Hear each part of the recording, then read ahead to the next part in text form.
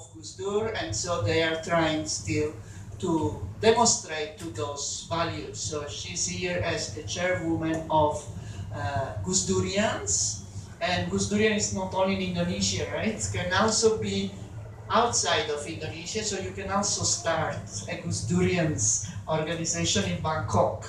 That is a possibility. Inshallah, yeah, inshallah. And Shafiq Ali is the chair, director of NU Online, which we learn is the largest Islamic websites and social media in Indonesia at the moment, ranking #1. And he can talk more about the challenge of spreading moderate Islam through social media vis-a-vis radical Islam, which is also quite powerful in using social media. I think this is already quite long as an introduction, so I give immediately the word to Alissa to present on finding us among I's. A lot of people ask about this I's because they thought was is. And my friend who is Alan, who is from the States, said you have to put an apostrophe to make it clear that it's plural I's, but that is the meaning. So how to find the common among diverse individuals. So please.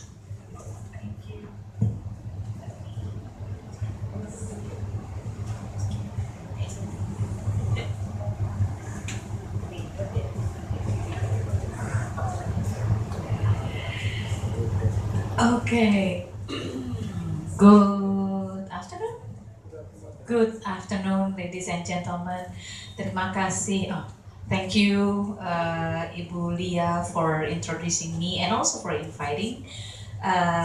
Finally, after so many attempts to arrange this session, we're finally able to organize this one, and hopefully this won't be the last one. So thank you for inviting and asking us to share our stories, especially the story of Indonesia in the challenge to everyday or common global challenge, actually, because this is not only in Indonesia but all over the world. We're facing the same challenge, which is finding us, how we turn so many eyes into an us. It seems like we have been successful in respecting differences, but now we lose track on finding what can unite us. In the words of a late ulama from Indonesia,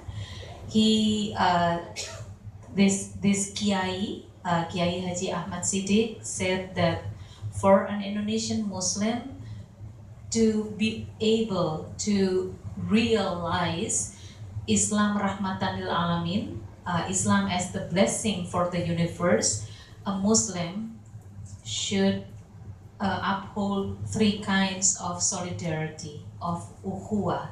The first one is ukhuwah Islamiyah, that is the solidarity between Muslims. The second one is ukhuwah watoniyah, the solidarity between people of the same country or the same nation. And the third one is ukhuwah basariyah, or a solidarity of humanity. We seem to lose track on these solidarities. Now we're busy building walls between groups, between new tribes, global tribes that is founded on the same values and same ideologies, and we have been successful in respecting the identities and the cultures and the values of each groups, each new tribes. Now we're losing our touch in bringing together all these tribes, even though we have set some, like global goals or sustainable development goals as the goals of the world. But at the same time, we're facing challenges, especially at the grassroots level and also at the national level, on finding the common ground between people. So I will bring the Indonesian story as a trigger for us to maybe explore more about what is happening in Southeast Asia. And so I'll just start. This is what Gus Dur always said. The deep problem is that people use religion wrongly in pursuit of victory and triumph. This sad fact then leads to conflict with people who have different beliefs. I am not worried about minorities dominating us, because Gus Dur always believes in equality, especially in one country, is equality between citizens. But he also acknowledged that Muslims, possibly due to historical factors, are often haunted by feelings of defeat and weakness. And that is why sometimes the Muslims, even though in Indonesia we are the majority, sometimes we have this threatened and victim mentality among us, and sometimes it leads to prejudices and some kind of feeling.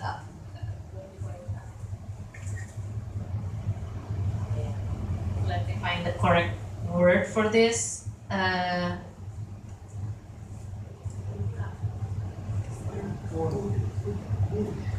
Wounds, yeah, wounds that reflected on the quest for domination, because we feel many of the Muslims feel that we are the majority, but at the same time we suffer. We're still the poor among the people in Indonesia. Grievances. I was looking for that word. Grievances. Yeah. So so Gus Dur here said that democracy is not only not haram, but is a compulsory element of Islam, because we have the principle of shura.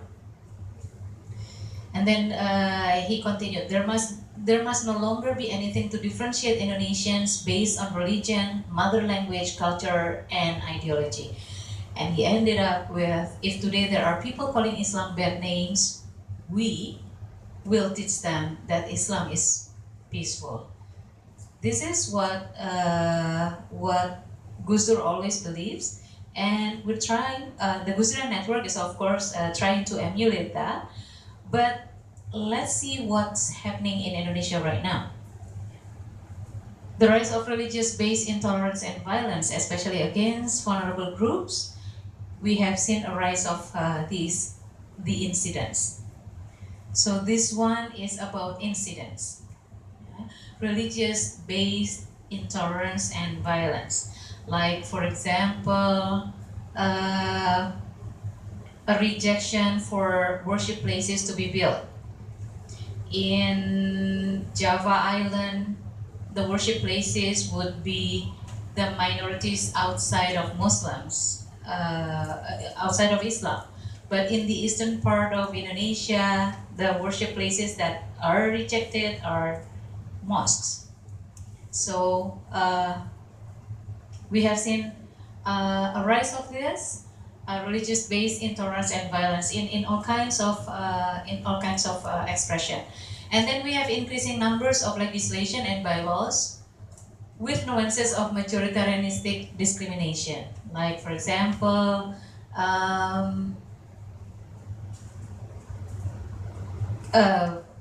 say in a city, they would put Muslim ornaments as the city ornaments, or they would have a slogan that is only relatable to the Muslims or only relatable to the Christians.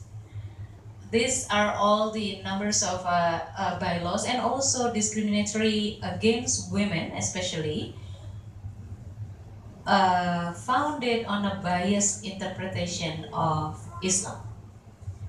The National Commission on Violence Against Women have already projected around 430 something bylaws that would discriminate women all over Indonesia. So this is also a challenge. And we have also the rise of everyday life intolerance. What does it mean? What is the rise of everyday life intolerance? The stories always come up in Christmas time. You know, like, oh, I used to have my neighbors coming to our home for Christmas celebrations. Now no one comes. Those are the things that express itself as the rise as intolerance, or gated communities, real estate or housing development that only sell houses to certain certain religion, or there is a survey that asks people whether you believe in people of different religion. The survey was done by CSIS in 2015, and when it was done in 22 cities all over Indonesia, so it has around 2,000 something respondents, and when asked that questions, 25% of the respondents said, I cannot trust people of different religion just because they have different religion. And another 60% said that, well, not really distrusting, but we have to beware of people of different religion. So only 15% of the respondents from 22 cities that doesn't have any problem with people of different religion. But it's prejudice. It's not real. Just, you know, feeling of distrust to people of different religion. But we saw this kind of rise in all kinds of surveys. Now we also have the rise of violent groups and violent extremism, and especially this is related to the decentralization decision that the Indonesian had in 2001. After 32 years of extreme centralized political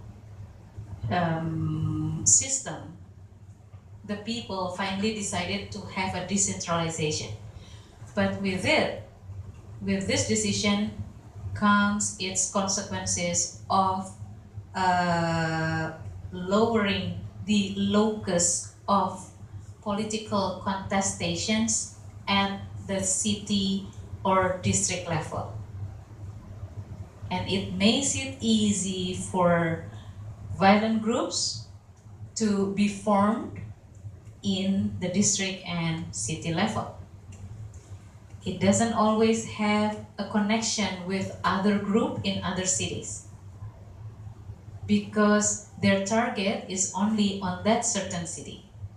Like, for example, a group in Serang, a small town just near Jakarta, may not have any connection at all with other groups, but it can extremely influence the public policies in that certain city. And then the next one, we have procedures of democracy in place, but weak principles of democracy. You know, principles of democracy is on the individual rights of the citizen. But because of, and we have employed a full-fledged democratic procedures in Indonesia.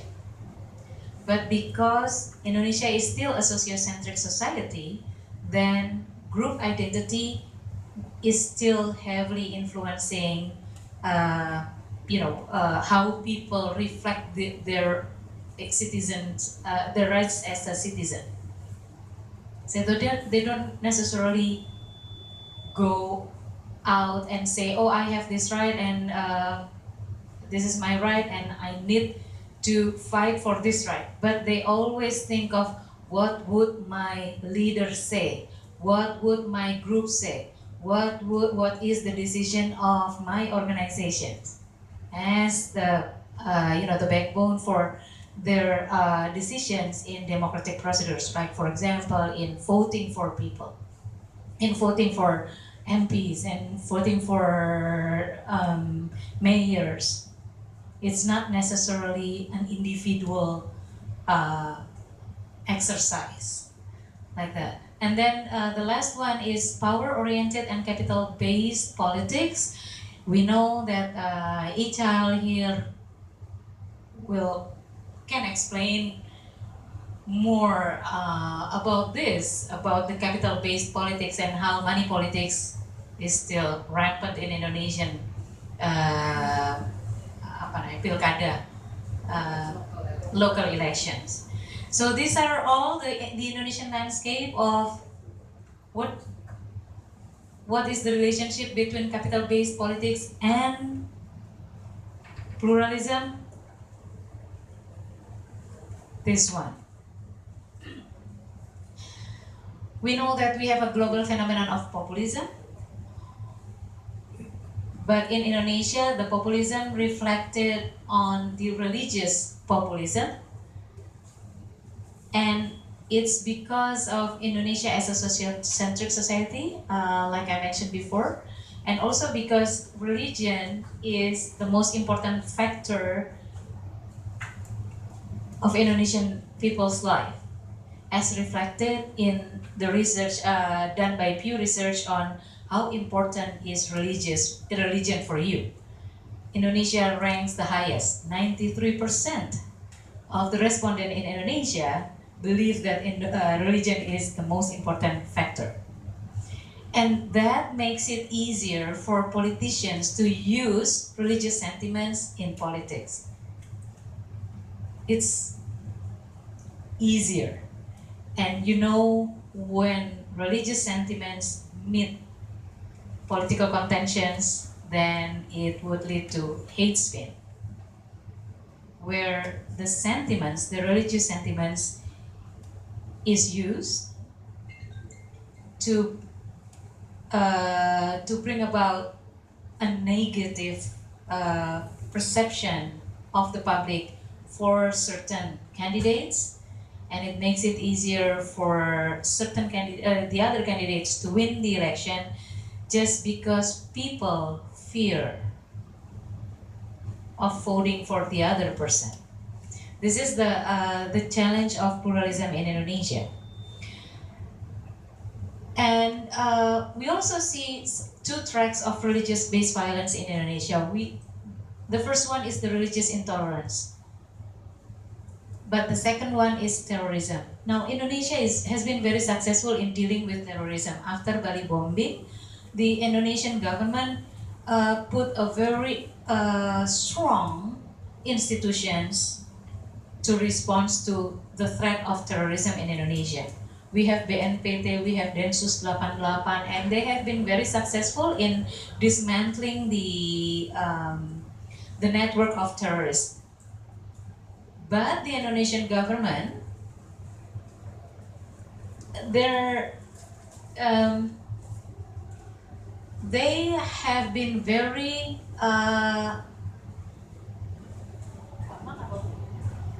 what is gamang? Gamang? In doubt. They have been very in doubt. they hesitant, probably hesitant. They've been very hesitant about what is religious intolerance. They think it's a rise of spirituality. It's a rise of religiosity. They think that it is a good practice of having more mosques, more spiritual people, more people coming to church, coming to other worship places. But they don't realize that there is a change in social values. Something that Gus Dur has already warned the government in 1983. In 1983, Gus Dur wrote an op-ed in one of the famous magazines in Indonesia. He warned that there was a rise of small groups of Islamic teachings, but this group was not really about Islamic way of life, but it's more on Islamic political aspiration. And if the government, the new regime government, could not respond to this appropriately, this is the words he said, the words he used. We would see Talibanism in 20 to 30 years time, because in 1983, it was the Taliban in Afghanistan. That was what Gus Dur already warned. So this religious intolerance that we have seen, especially from 2005, was the impact of religious exclusivism that has been spreading in Indonesia since early 1980s. And also that leads to social transformation and social conflicts. And this one is actually what is threatening democracy. So it's not terrorism, but it's more on religious intolerance and religious exclusivism that would threaten democracy in Indonesia. Let's skip this. The social transformation happens in the public mainstream spheres. We always think about extremists, we always think about terrorism. We use the term countering violent extremism. Well, it's not the problem in Indonesia. The problem is here. The spread of exclusive values. What I mean by religious exclusivism is the belief that as the rightful one, we have a higher position as citizens than other people outside of our group. And it leads to favoritism. It leads to that bylaws that discriminates.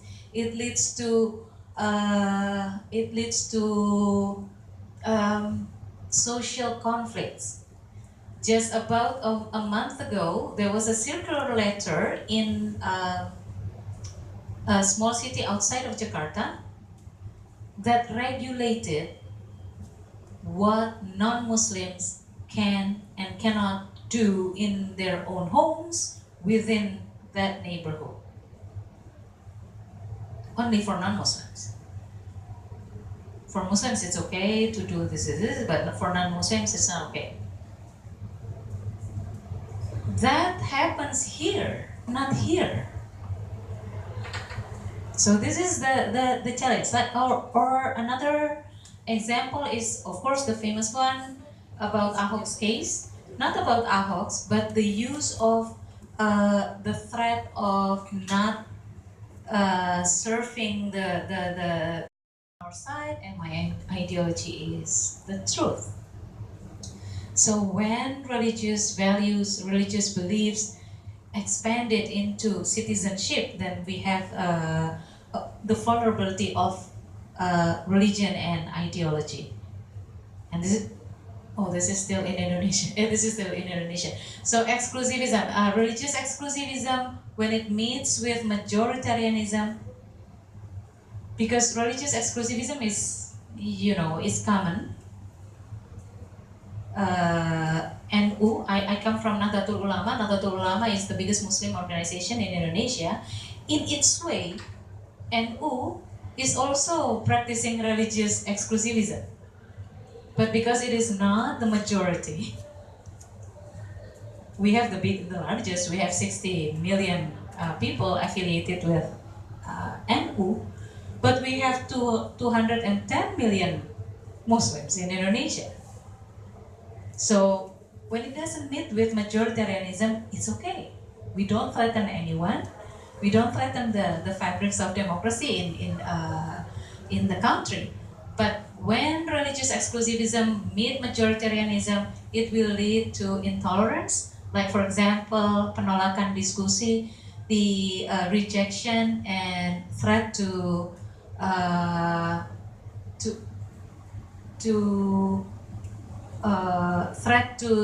attack, like worship events by other minorities, religious minority groups, persecutions, and then we also have discrimination, and then it leads to social conflict, like what we had in Indonesia, in Ambon, and in Tolikara, and in other places, in Madura. Now, what we found from latest researches, so this is a compilation of many surveys. Majority of people in Indonesia, they don't believe that the terror is an expression of religiosity. More than 85% of the people believe that terror and violence are not religious, but also the majority shows tendency to be intolerant of people from different faiths. So I don't condone terrorism, but I don't like people of different faiths. This is the majority of people. Majority rejects radicalism, but minor proportion tend to support radical acts. It ranges from helping spread words, posting on social media, and it goes up to contributing finances, supporting acts, rallies, and even decision to join a group when they want to close, like for example, an Ahmadi mosque.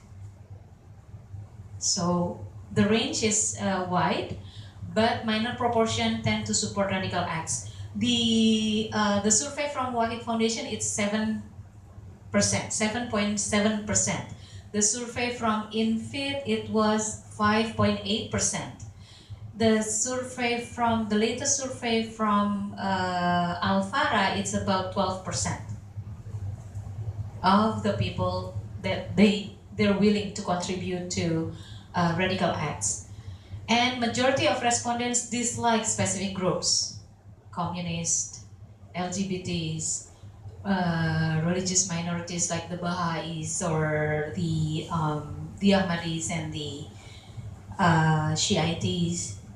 The Christians, I would say in Indonesia, the sentiments is selalu always, tidak pernah never, the Christians are always disliked for fear of Christianization, like that. But it's always, you can always hear, sentiments like Christianization, or in other parts of Indonesia, like for example in Papua, it's about Islamization, but it's a small number. So irrelevant factors, okay. Some people believe that income or poverty is the driver for radicalism, but these researches show that there is no significant relationship between income and radicalism, in radical views. There is no significant relationship, but the sentiments are there. The sentiments about inequality, about minorities having taking the advantage of the Indonesian economy, yes, it is there. But to say that the poorer the person, then the more vulnerable he or she is to radical ideas is incorrect. We jokingly said that we can see this clearly in NU, in Nahdlatul Ulama, because many of the NU people are poor. They live in suburban and in village areas. If economy is the driver, then most of the NU member would be radicals. But no, it's not. NU and the members of NU, the Nahdlians, are considered one of the most tolerant group in Indonesia. So the surveys confirm that. And education level is also, this is formal education. It's not about literacy. The formal education level also not contributing factors to radicalism, and also residents, whether they live in urban or village areas. The radical beliefs are not really related to that. We have two positive findings from these surveys. The first one, the majority of people believe Pancasila and democracy as best for Indonesia, and the higher belief in democratic values like justice and equality, the lower the potential for intolerance acts. These are the potentials, the social capitals that we need to work on to tackle these problems. So the Gus Durian Network, we did a mapping of narratives of extremism in Indonesia, and we found out that the narrative of extremism in Indonesia is similar to narratives of extremism and populism in other countries. Same messages, different actors and different victims, and based on fear-mongering, hate, and domination. As you can see, the stop Islamization of Europe, stop killing Buddhists in Bangladesh, and we must protect our country. Extremist Buddhists target Mandalay Muslim. And this one is from India, stop killing innocent Christian in India. So this is not about Islam, this is not only about Indonesia, but this is the rise of religious populism, especially in Asia. Because in Asia, religion still play a major role in people's life. So in Indonesia, because the majority is Muslim, of course, then the narrative of extremism is mainly from the Muslim camp. So what is the grand narratives in Indonesia? Islam is oppressed and destroyed, Muslims should consolidate, fight, and strive for power. And also the second one, pure Islam versus syncretic Islam. Like democracy system syirik. Stay Muslim, don't vote. This has been circulating for some time. This one is actually popular. And this one, Islam, yeah, Islam is Islam. There is no Islam Nusantara, Islam, Middle Eastern Islam, extreme Islam, moderate Islam. There is no such thing. Islam is only one. Islam that relies on Quran and Sunnah Rasulullah. This is single interpretation. So what they usually do is point it, like for example, to Nahdlatul Ulama. They would say, oh, this is syncretic Islam. This is not pure Islam. So we have here, like for example, sentiment of that NU should be Islamized. Nahdlatul Ulama should be Islamized. It's not Islam enough, like that. And that one, awasi kaum sipit dan pesek. What is slanted eyes and flat nose. So awasi, be careful, monitor, beware of flat-nosed and slanted eyes people. That's me, right? I am slanted. I have slanted eyes and I'm flat-nosed. So, okay, so these are all the narratives that has been circulating in Indonesian social media and internet, and Mas Afi can add to that later. This is the last one, the latest modus operandi, persecutions organized by Muslim Cyber Army to people posting blasphemous ideas. You know, like from February to May 2017, there were 87 people who were put on a database and their personal data were doxed. Were opened in public, and then what happened, it's actually for the whole year, for the whole 2017, there were 108 people on the list. The database of people circulated on social media, and then it was disclosed, followed by call to nearest army to hunt and force victims to sign written statements revoking their post on social media. So if I wrote something, then a group of people will come to my house or to my office and then ask me to retract my my post, and then I would be reported to the police for blasphemy. So this is what happened, and currently there were already 12 people indicted for blasphemy and hate speech in Indonesia, out of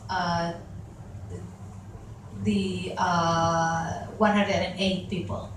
This is like cara melaporkan, the way you report Alissa. Yeah. Screenshot, profile the person who made the post, screenshot the post or the meme. Write the link of the profile, the profile link of the writer, tulis alamat, write down the address, and then kirim laporan, send the report to lapor MCA, Muslim Cyber Army, reportmca@gmail.com. So this is this one, database buronan umat Islam. Database of Muslims fugitives. So this is what happened. Okay, this is the latest one, and we're working. The civil society organization set up a koalisi anti persekusi, and we work closely with cybercrime unit of the police department, but they still have problems tracking, because usually the online bullying is easy to track, but when it comes to the persecutions offline, then it always depends on the local police. If the local police is not knowledgeable enough about this problem, then they usually just send the victim to jail. So weak law enforcement is of course a big problem in Indonesia. So the police is focusing on meredam potensi konflik to prevent potentials of conflict, but usually they just set aside the constitutional rights. So for example, if I want to organize a Sunni Shiite dialogue, and then the Muslim Cyber Army or other right-wing organizations, they want to threaten, they want to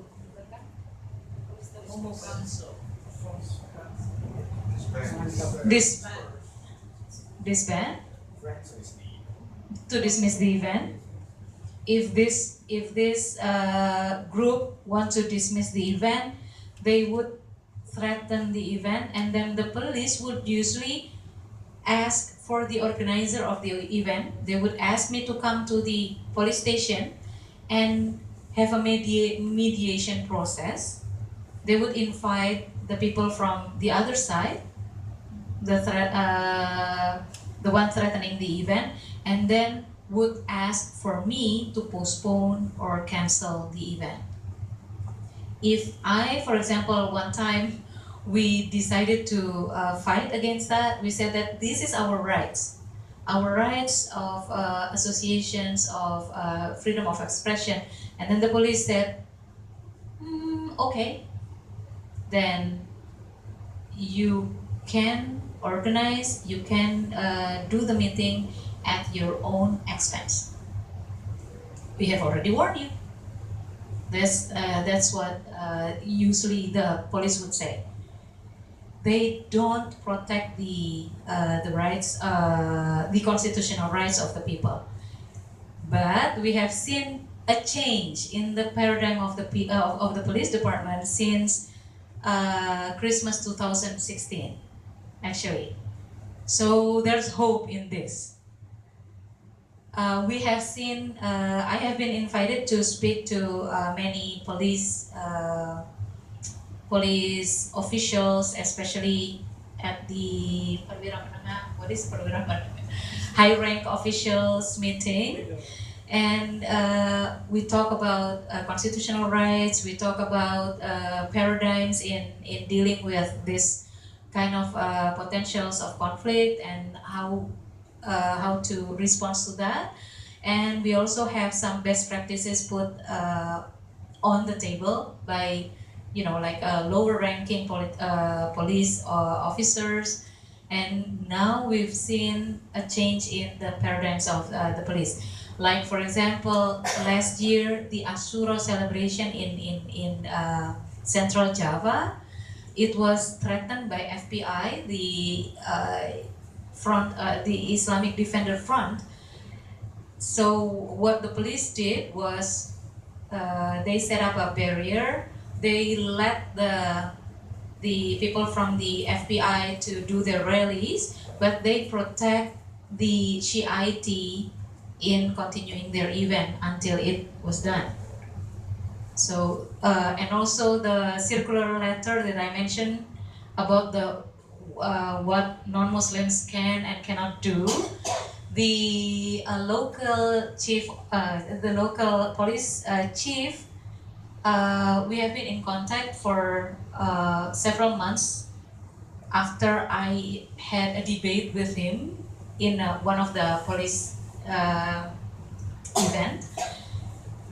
He said, he wrote to me, he said that, Mbak Alissa, just be assured that I would use constitutional rights as the base of the intervention. Okay, so the circular letter was actually revoked by the police, and so the non-Muslims and everyone in that neighborhood is now open to do whatever worship or religious worships that they need to do. This is the penetration of radicalism from 1980s. First, they would start with preparing the cadres, and then dakwah masyarakat awam is the preaching and the change in the public mainstream. And the third strategy is penguasaan ruang publik, is dominating and public spaces. This is actually, you will see these steps, this strategy in the manifesto of Hizbut Tahrir Indonesia.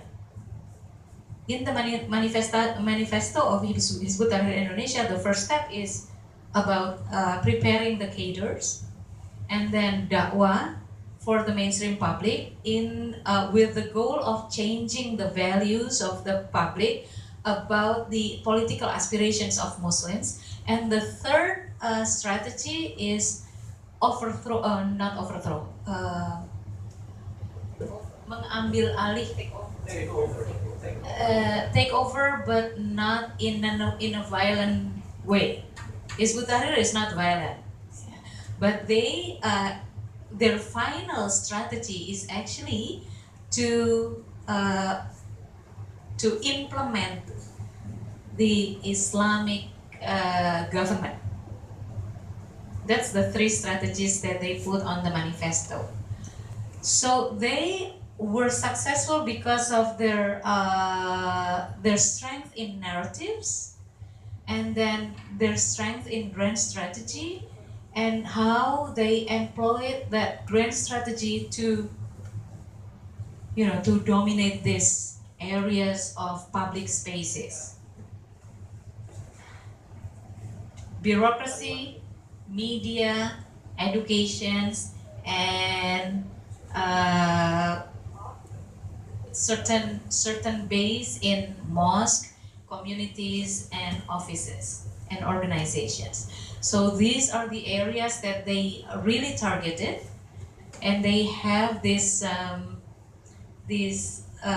indoctrination of achieving futuh or small victories. So if the task of a cadre is to achieve small victory wherever they are posted. For example, if I am a cadre of Hizbut Tahrir or the Islamic movement, and then I am accepted in an office or an organization or an institution, then my first goal is to actually see, to observe whether there are already like the musola, or is there a community, Islamic community there. If there is not, there isn't any Islamic community, then it's my task, it's my target to set up the Islamic community. So those are the strategy. They have a very strong ideological indoctrination, and they also have a very strong strategy in networking. So what can we do? That's the turning back the tide of religious exclusivity. This is the challenge for the Indonesian people. And in Gus Durian Network, we adapted Susan Walsh's framework of sustainable change into. Susan Walsh proposed that sustainable change can only be attained if three dimensions are continuously worked on. The first one is the resilience base, how we strengthen the resilience of the people in certain sector. Like for example, in gender movement, it's about the resilience of the people on gender equality. And then respects-based, she called it respects-based, but it's more on civil society and stronger alliance, stronger civil society movement, because these are all the organizations that would accelerate the change in society. And then the third element, the third dimension, is the public policies. She said, she proposed that if the focus is only on grassroots resilience, but there is no support from the public policies, then sustainable change would not happen. And in Indonesia, in Gus Durian, we also put faith-based, theological-based, because what we're facing is religious exclusivism. So these are all the dimensions that people in Indonesia, especially the civil society movement, have been concentrating in responding to religious exclusivism and its impact on democracy. But we have challenges for sustainable change. We have limited capacity of impact because CSOs are small, with 265 million people of Indonesia. This is a huge task. And we have inadequate counter-narratives and alternative narratives. We have weak government perspective on the differentiation between terrorism versus religious extremism. And government also cannot differentiate between hate speech and freedom of expressions. We still have problems with this. We don't have any comprehensive national strategy in responding to the challenge, and we still have weak law enforcement. So these are all the challenge, and I would leave my presentation at this point, which is already long enough. Anyway, and I would love for us to use the. So I learned a lot, compliments a lot what has been said this morning, but in a different way. So I open the floor for 3 questions first, and then we can discuss 1, 2 more. 2 more questions? No? No question? Okay, let's start with this first. Alissa, thank you very much. One point, and if you could go back to your slide with the amplification strategy from UNESCO.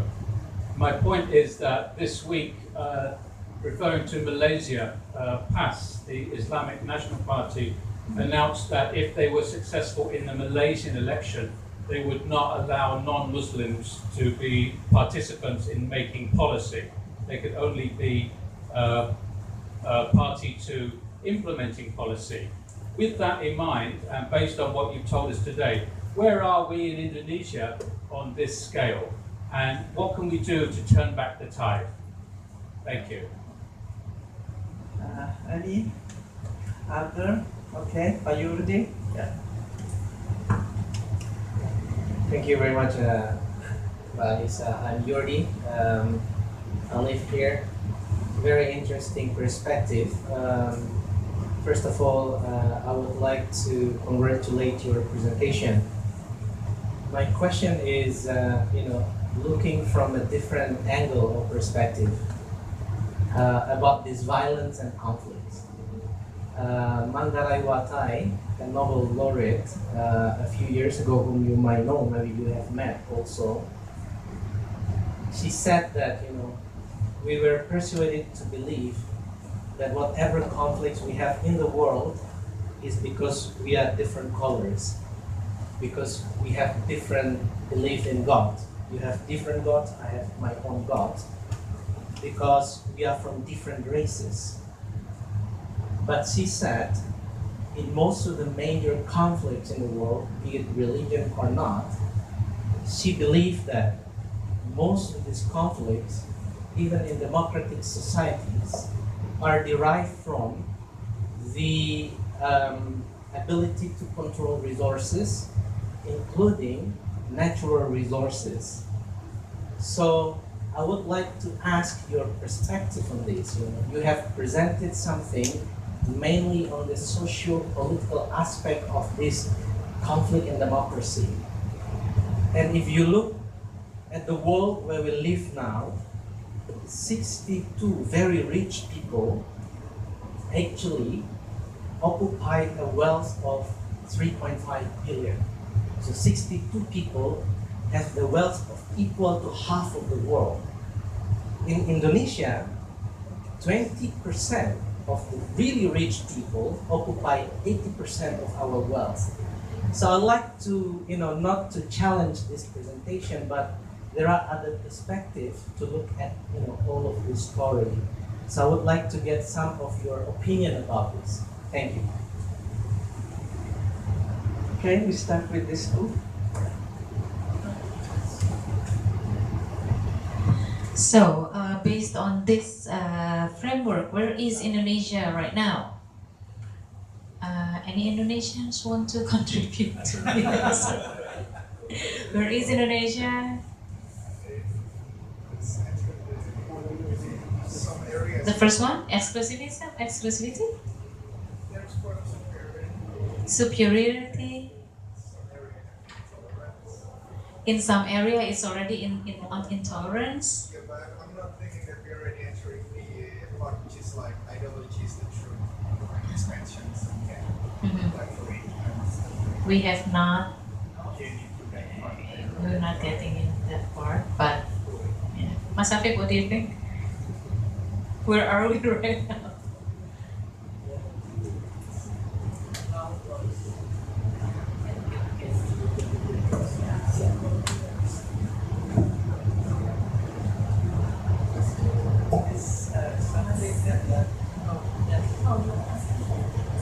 Actually, not really a question, but I just want to add a little bit to this. I mean, when we talk about Indonesia, are we including Aceh in that as well? Because if we are, then I think that Aceh is probably on the fourth or fifth one. Are we including Aceh also? Is Aceh part of Indonesia? Okay. Okay. So, where are we actually in Indonesia? In terms of discourse, the my ideology is the truth is already starting to come out. The memes and narratives about we is the rightful owner of Indonesia because this is Indonesia and we're the majority. Those messages have been spreading, but not yet into like what PAS has already promoting right now in Malaysia. I don't know, we have a friend from Malaysia here. Do you want to share your ideas?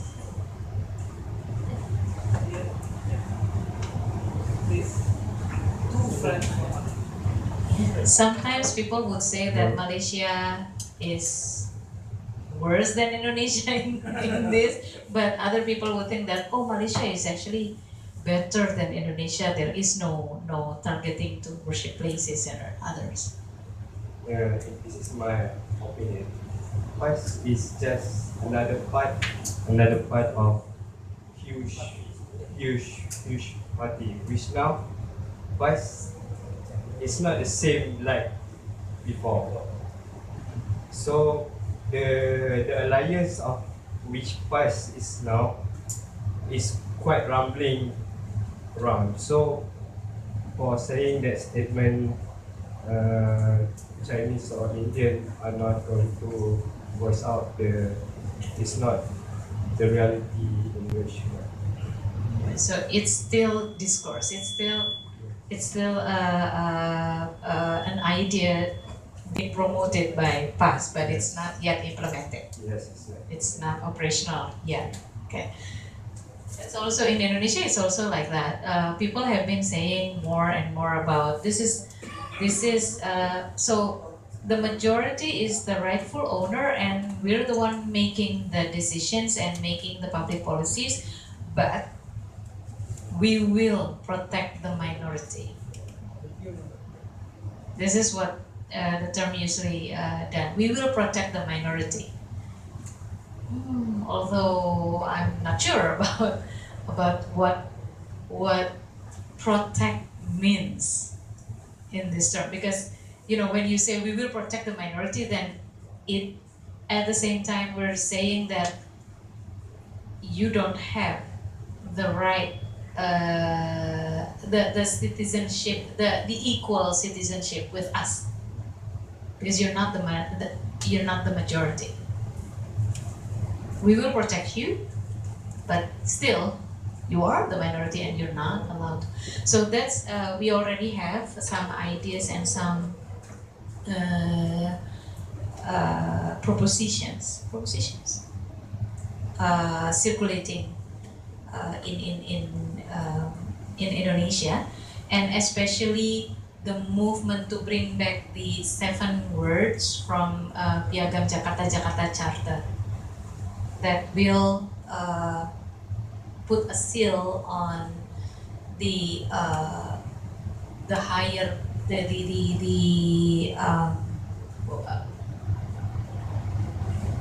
that the Muslims in Indonesia have a different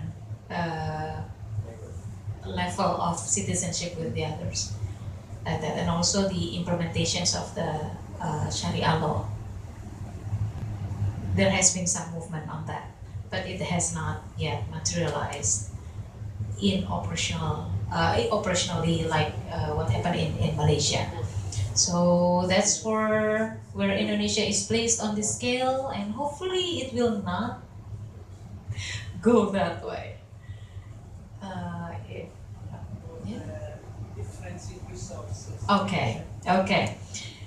Perspective of the social conflicts and religious based tensions as a decoy. That's really the perspective, right?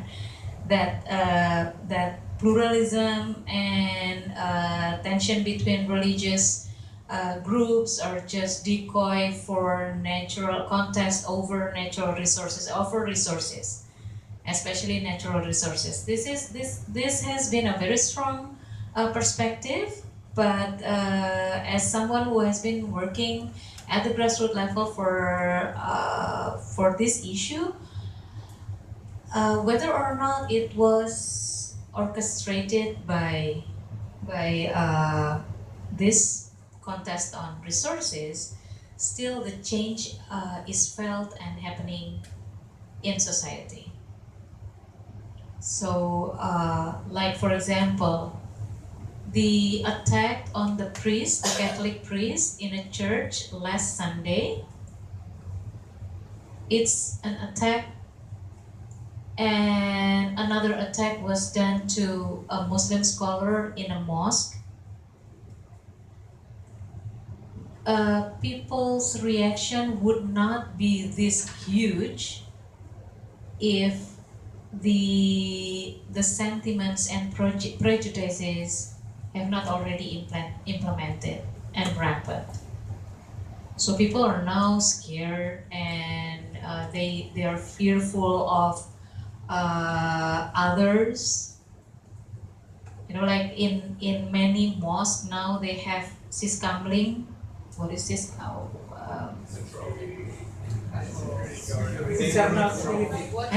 Internal security, neighborhood, some kind like neighborhood watch, neighborhood watch, but especially for religious leaders. And this is an enormous tension, because now all the churches, all the mosques, all the pesantrens, they're busy trying to protect their leaders, and they're very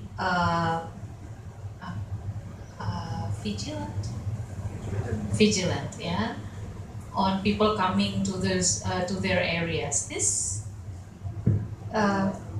This tension is really the fertile ground for the use of religious sentiments in politics. So if it's not there yet, I don't think contest over natural resources or resources will be this fruitful. Yes, of course, we saw that the election in Jakarta was about power. Right? It's about resources, and they employ the religious sentiments. But at the same time, it would not be that successful if the change has not yet been happening in the social transformation process. So I would say that now religious sentiments is heavily used for the contest over resources, especially political resources, but it was not set up or designed to do that. The change itself has already happened. This is what I believe, like gated communities and the housing complex. where people of different religions are not allowed to buy the house inside is because of they want to purify the neighborhood. They don't want the neighborhood to be a pluralistic one. They want to preserve a very pure worldview and livelihood. But that set up walls between societies. That's after that change, then it's easier to be used in politics. That's what I believe, and that's why my concern is about the social transformation, not about the. I think one issue related to this is the issue of it's always what you hear, the Chinese in Indonesia who are rich, where the majority Muslim is not. Although we know that it's not as simple as that, but that is the way. So maybe you can comment on that too. And then, yes, Tanya, yeah.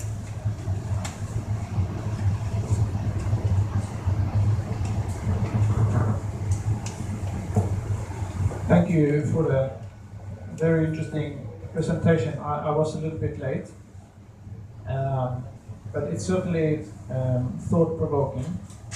My name is Daniel. I'm from Rapid Asia. We're a company here in Thailand. We work a lot with social development consulting issues. It's very interesting, this, and I don't know what is the answer, but I have had my own reflections on this, and I'm wondering whether this trend that we see, because I think this idea of whether it's religious or popularism or national identity, I think it's a global trend. I think we see it. I'm from Sweden. We certainly see we have a right-wing party in Sweden, and they're capturing some 16% of the vote, which is unheard of, in the past. And we see what's happening in America, of course, and also in places like Indonesia, Philippines. We can go on and on. There are many countries, I think, facing similar things. Not always religious, but it's this. People are reaching out and trying to preserve their identity. So personally, and this is just really a personal reflection, I'm not basing this on any study, or it's just sort of thinking it through. The way I see it is that globalization has been going on pretty much since 70s, 80s. And people have generally embraced this, and to a large extent this has, because a lot of the products that have been sold, this has typically come from the Western world going into developing countries, for better and worse. And I think to some extent this movement that we're seeing, it's kind of a backlash, because globalization has, in a sense, failed. It hasn't bridged the gap between rich and poor people. It has actually done quite the opposite. It has widened that gap. And so people fail to see what is the benefit of letting workers come in from other countries. What is the benefit of people embracing foreign, whether it's foreign products or music or rock concerts, whatever it is. People don't see the benefit of that, and so to me, it's a kind of a reaction to where globalization has failed. Do you have any comment on that? Okay, last question. Yeah, this is the last round. Okay, here Romo tidak bisa dilarang. Okay, maybe in Alissa, I forgot to mention about Banser. Yeah, because talking about defend calling to radicalism is not only the police, but Banser is also we have Banser in Indonesia. It's under command of Nahdlatul Ulama. That's very. I think I live in Surabaya. Oh yeah, I forget introduce myself. My name Faris. I am junior of Hasanuddin Ali Alfara. Okay, you mentioned in statistic. So maybe in your presentation next, Ning Alissa will give what's it? Yes, a portion to one answer because we know in Sidoarjo it's very work in Surabaya too. So here I'm standing to ask about. I'm not politician. I'm student. So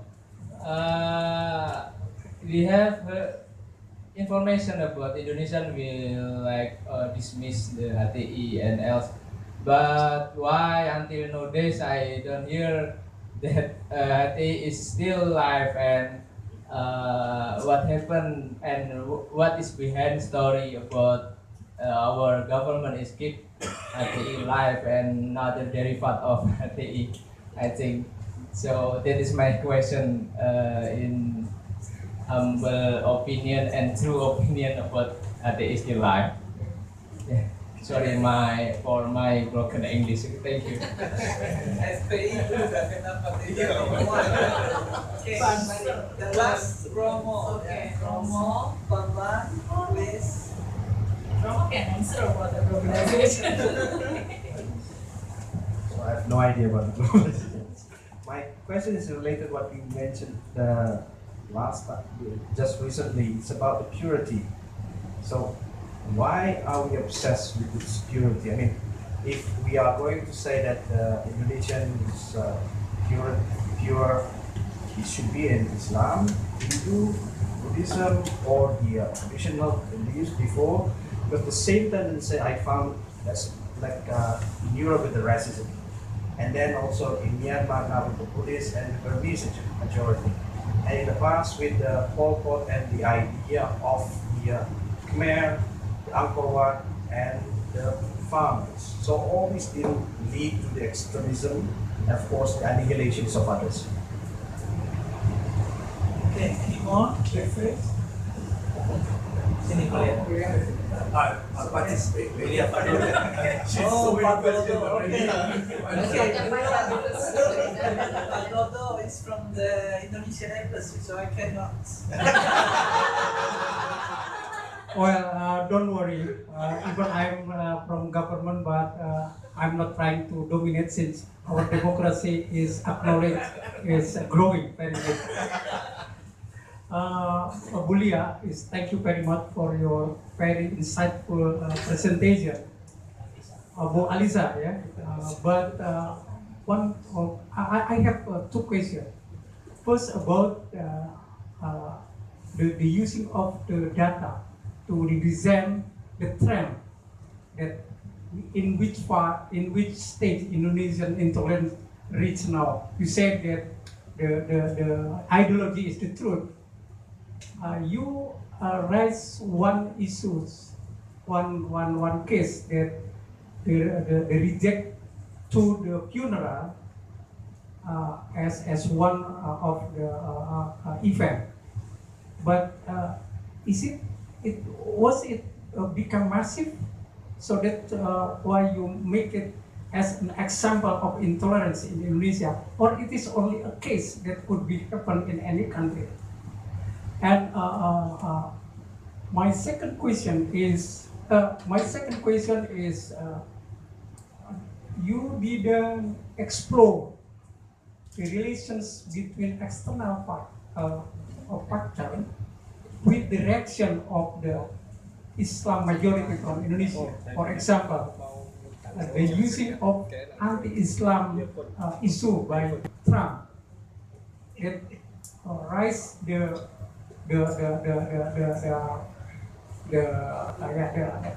become a reaction from the Indonesia.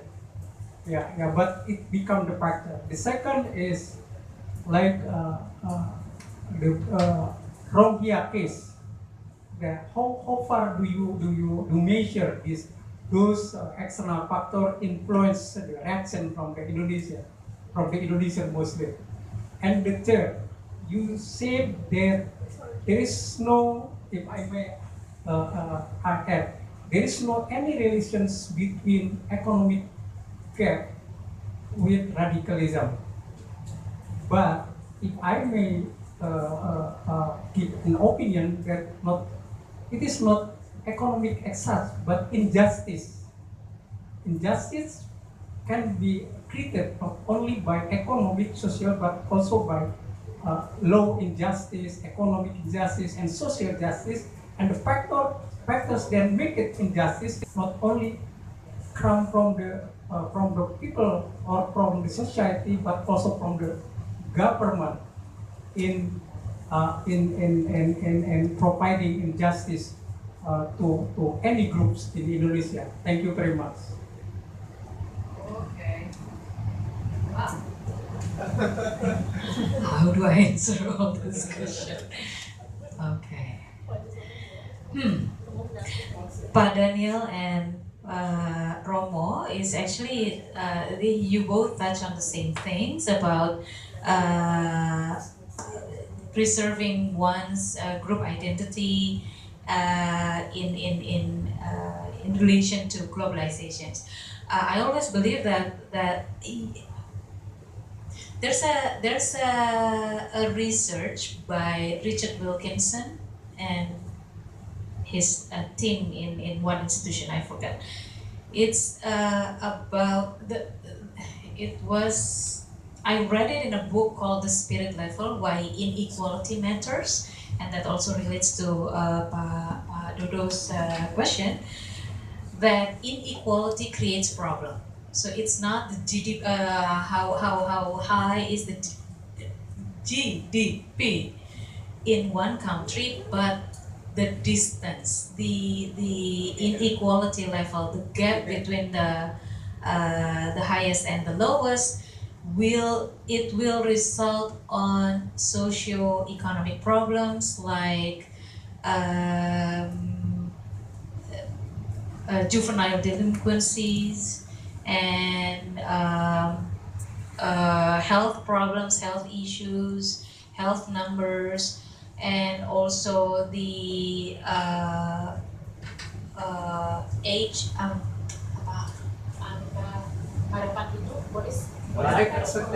life expectation.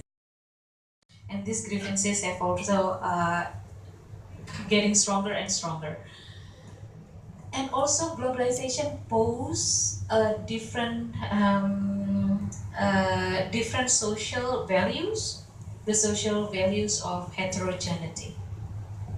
You cannot escape heterogeneity, especially in urban areas, wherever it is in the world.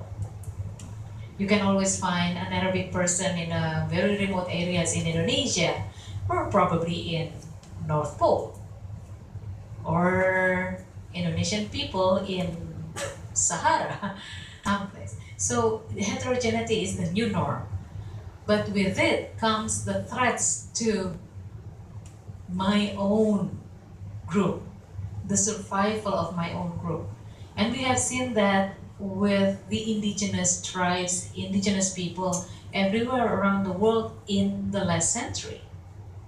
So this reaction to globalization and to heterogeneity bring about the needs to preserve the purity of one's own identity, one's own group. This is what you're proposing, right, Romo?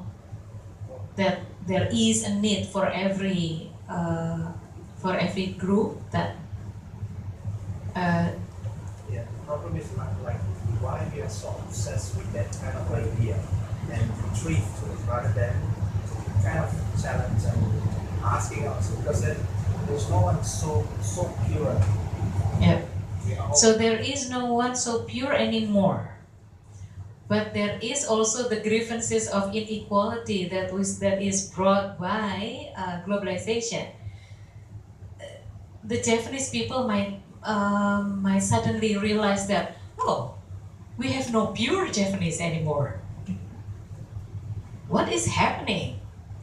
Why, in Indonesia, because of decentralization, there is now a rise of a movement of putra daerah, of not accepting the local putra daerah. What is The locals. the locals? We should not elect we should not elect. We should only elect or support local leaders, even though someone have been living in those areas for generations because of his Batak's bloodline. He's spontaneously not eligible for, socially eligible, not legally. But that's those kind of campaigns is rampant now because of that inequality. Because for fear of losing the purity and the survivals of the group itself, and that's why we have the white supremacist movement. And I agree with Pak Daniel. It's about populism, but populism itself is actually a logical consequences of democracy, because democracy relies on Compromise. majority And compromise. and compromise. And in compromise, the voice of the majority usually wins. But it also means no one is really satisfied. Yes, that's true. Probably the world is too crowded, yeah, for oh, harus selesai. Okay, so that's populism is the consequences of democracy, and it's about numbers game. My Gus Dur always said that truth cannot be voted. You cannot vote for truth. Truth is truth. Even if the majority of people voted this decision, if it's not the truth, then it is not the truth. So, okay, what about the HTI? Why is still active? Actually, legally, they are not active. But you cannot control ideas. That's the problem with the RUU, with the undang-undang itself, with the law itself. You cannot contain idea. Yes, they don't have an institution to hold that, and yes, the law itself will prevent the idea of Khalifah to be spread in Indonesia, but those people are still there. They're still they would try to implement different alternative to what their ideals were before. So, for example, if you cannot achieve Indonesia as part of the caliphate, of global caliphate, by Hizbut Tahrir Indonesia, then you can always strive for changing Indonesia, Republic of Indonesia, into Republic Islam Indonesia, because that's the second narrative, the second alternative political aspiration. The third political aspiration is to implement Sharia law like they do in Malaysia. So Sharia law for the Muslims, and then positive and democratic law for the non-Muslims. Although with what is happening in Aceh, we see that the Sharia law is actually applicable to non-Muslims.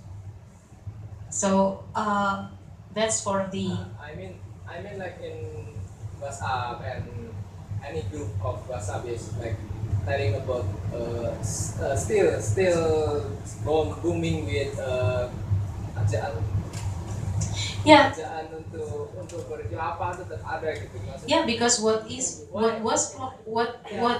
forbidden. Why not the policy is the law is not sharp, but still like the Oh, why do they let this idea spread? bukti udah banyak ya, tapi why gak dieksekusi dengan with the police with About HTI yeah any or the idea?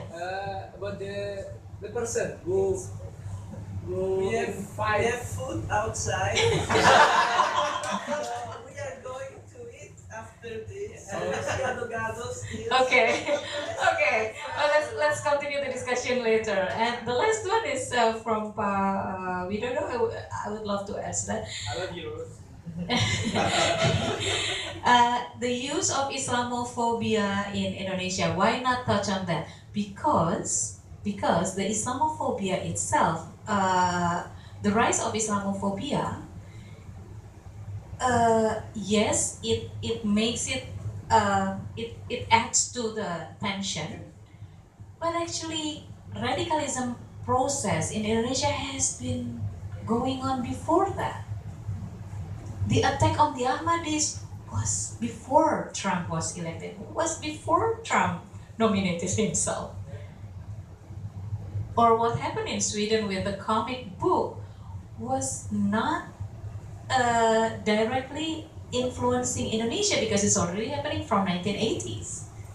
So the change is already there, but it's not related to what's happening outside. But I will tell you this. If you read the book The Islamist by Ed Hussein, one of the key things that he pinpointed was the use of the grievances of the Muslims elsewhere as the fuel for sentiments, negative sentiments against others. Yes, they used that, but it was not. It was used as the proof that the Muslims were oppressed everywhere in the world, and we have to fight for domination. That's actually this one. Islam is oppressed, and there is a one of the key messages this. The world is divided into two camps: the Muslims versus the non-Muslims. This is Sayyid Qutb's ideology, right? And it's translated into the non-Muslims are conspiring against Muslims. So Rohingya, or in Ed Hussein's book, it was the Bosnia genocide. That was used to fuel the sentiments, the religious sentiments, the Islamic sentiments there. So yes, it was and it is used, but it is not really the precondition for the intolerance itself in Indonesia. And also, how far is the influence of the Rohingya case? Well, the influence is big in Indonesia because it's used widely, but actually currently it's more on the Palestine and U.S. Decisions to acknowledge Jerusalem. That is more currently it's more. It's a stronger case in Indonesia for showing that Islam is oppressed like that. So there is no relationship between income and radicals. This is the findings of the research was like this. It shows so if it shows a personal tendency. It was not about sentiments or perspectives. The survey measured how intolerant I am to others, and then it has it also collected the data on incomes of the respondents, and it shows no correlation. We have higher income families, higher income people, individuals working in multinational companies, alumni of respectable universities, but they're very intolerant to people of different religion. So it's not proven in the surveys. The sentiments is used about the asing dominating the economy, but not at the personal level. Yeah, there is no correlation at all. What we see is the rise of intolerance, difference, and the rise. The younger the people in Indonesia, the more intolerant they are. We found that data in 6 cities, but we're still exploring more on that. We're not really keen to overgeneralize on those data. We need more proof. But we see from these 6 cities that the younger the age, the more intolerant they are to people of different religion. And we still don't know whether it's because of social media or because of quality of education or what. We don't know. We still don't know yet. We still need further study to consolidate the findings, but that's what we found. Okay, let me finish on this. Let me finish on one thing. I don't want to leave this meeting with, like the perception that Indonesia is in a very bad shape or at the lowest level of situation. We still have banser. We still have many people. The Ahok's case was actually a wake-up call to the silent majority. And everywhere I go if I have to be in a panel with people, with leaders from different countries, Islamic countries or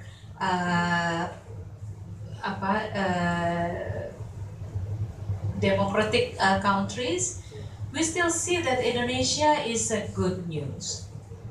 The problems that we face in Indonesia, yes, the way we see Indonesia is where we were before, where we are right now, and where we're going, the direction that we're going, but still, Indonesia still fares better than other countries. So we just need to accelerate and make sure that it will not deteriorate,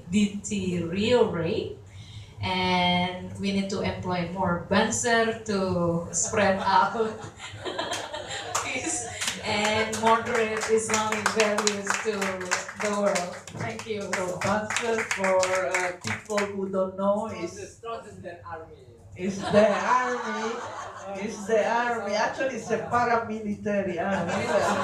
Okay, let's not discuss too much about this. Without weapon, but still with pencak silat. With pencak silat. Okay, with this personal reference, because my husband was indeed a year of pencak silat, I end up here, and thank you very much to Alissa Wahid. Another applause.